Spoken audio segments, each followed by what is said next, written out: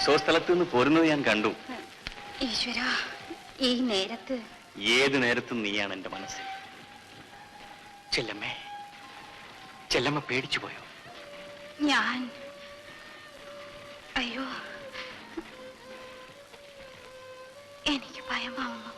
ചെല്ലമ്മയ്ക്ക് എന്താണ് ഇത്ര പരിഭ്രമം? അയ്യോ വിടൂ, എന്നെ തുടല്ലേ. എനിക്ക് പേടിയാവും. ചെല്ലമ്മ എന്റേതാ, എന്റെ മാത്രം.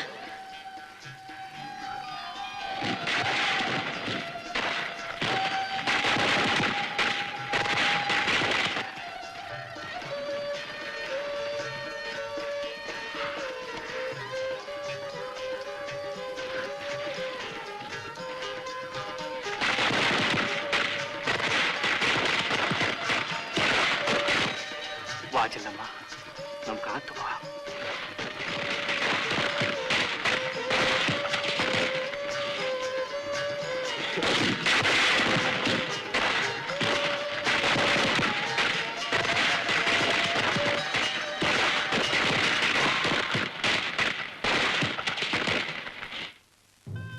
ചെല്ലമ്മ പിന്നെയും കരയുകയാണ്.